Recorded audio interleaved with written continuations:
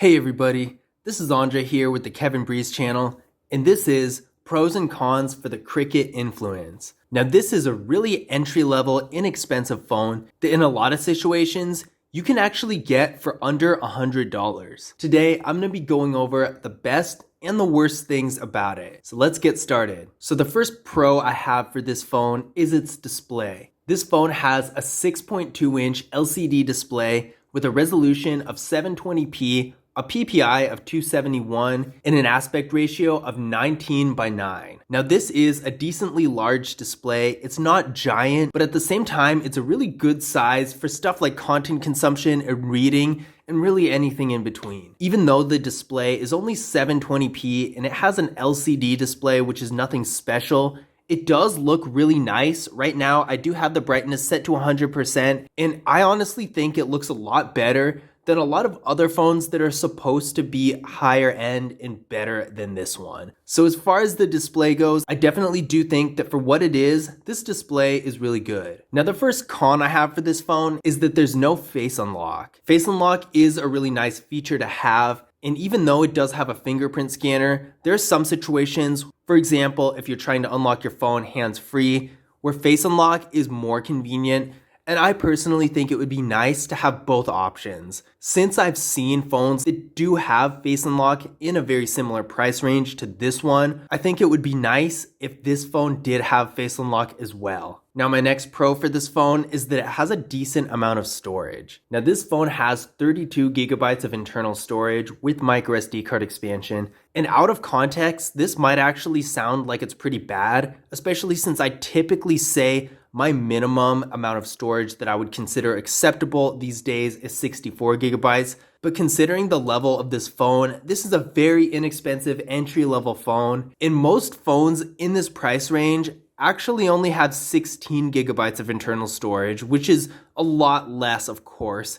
And this has double that. So that is a pretty nice thing about this phone, even though the storage isn't the best in the world, especially considering apps are getting larger and larger, as well as the system. It is nice that this phone has at least a reasonably decent amount of storage, as opposed to 16 gigabytes that would give you next to nothing. And the micro SD card expansion does help a lot too. Sometimes phones at this price range have a severely limited amount of micro SD card expansion that you can use, but this one doesn't appear to have that kind of limit. So you are going to be able to expand the storage for photos and videos if you need to. My next con for this phone is that it has a pretty small battery. With a 3300 milliamp hour battery, this is definitely not a large battery. I would consider at least 4000 milliamp hours to be a good sized battery. This is almost as small as something like the iPhone with a 2815 milliamp hour battery that's known for its small battery. That's one of the biggest flaws in the design of the iPhone. And this phone is barely ahead of that. A 3300 milliamp hour battery is not only going to give you less life per charge than a phone that has a bigger battery, but it's also not going to have as much longevity either. As the battery degrades over time, which all batteries do, it's going to be more noticeable on this phone than something that has a 5000 milliamp hour battery. So that's definitely something to keep in mind if you're on the go a lot and don't get to plug in your phone all the time,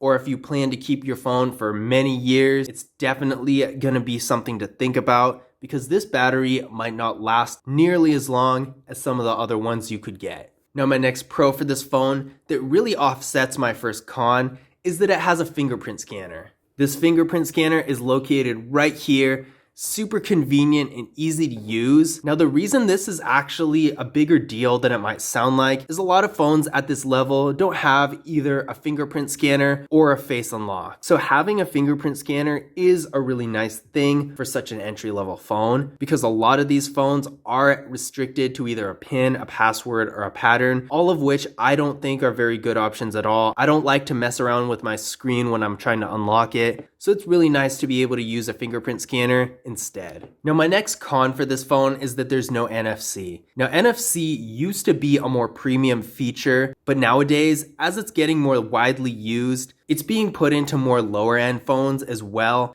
And since this phone doesn't have NFC, you're not able to use something like Google Pay, which is pretty unfortunate because that's a whole feature that a lot of people use as their primary method of payment. So with this phone, you're really missing out on that. My next pro for this phone is the camera. This phone, for what it is, has a really good quality camera. The front-facing camera, although it has a not so good looking water drop notch, is 5 megapixels, which is pretty decent for a phone of this level. On the back, we have a 13 megapixel rear camera and a 5 megapixel depth sensing camera. And a lot of the time, the depth sensing camera is more or less useless with the higher end phones that have better sensors in their camera anyway, because all the depth sensing camera is really for is portrait mode. But on this phone, having such a good megapixel depth sensing camera is a good sign that the portrait mode is gonna be really good. In addition to this phone is also able to shoot 1080p video in both the rear and the front camera, which isn't really anything special. In fact, it's more of a con for the higher end phones, but for a phone of this level,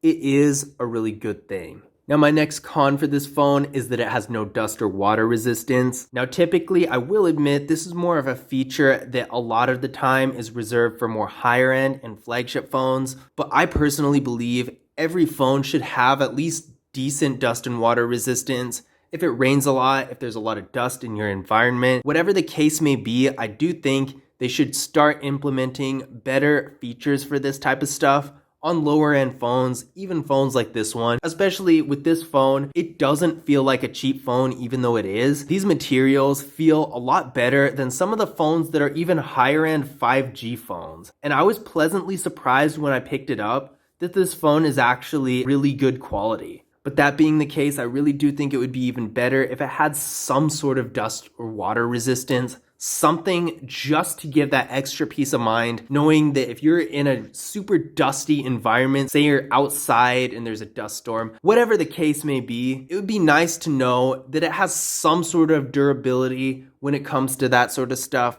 But unfortunately, it doesn't. So that is a con in my opinion. Now, my final pro for this phone is actually a surprisingly really big pro, and that is the processor. This processor, for being such a cheap entry-level phone, is actually really good. This phone is getting 3 gigabytes of RAM with the Qualcomm Snapdragon 460 processor. And as soon as I found that out, I was surprised because that processor is actually a processor that I see used a lot in phones, at least a big clear step up from this one. We ran a Geekbench 5 benchmark test on this phone and it came back with a single core score of 250 and a multi-core score of 1277. Now these numbers for a phone that you can frequently find under $100 are actually crazy high. Usually these numbers are usually not even anything close to this. But for your basic activities, there's gonna be no problem with this phone. Even if you're doing a lot of content consumption, lots of web browsing on websites that have a lot of things to load, even photo and video editing and some gaming might be okay. To put this into perspective, I believe the Samsung Galaxy Note 8 has a multi-core score in that range of 1500, something around there. And this phone really isn't even that far behind it. That blows my mind. Seeing a phone that's a super entry-level phone, somewhere along the bottom as far as price range goes, having this much processing power, that's amazing to me. And the RAM is nice too.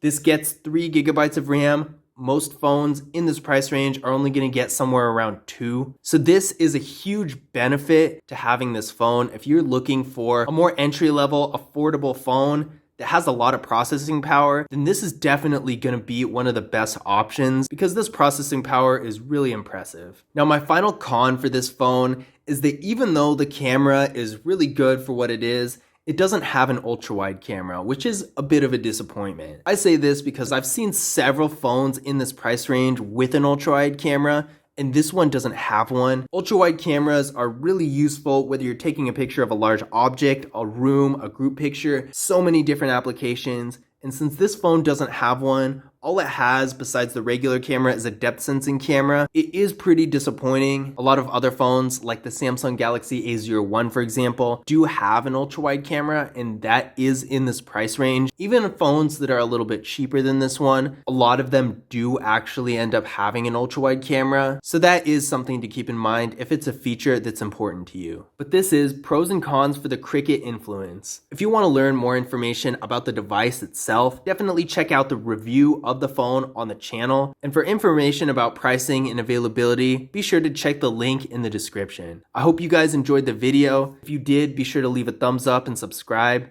And as always, I'll see you guys in the next video.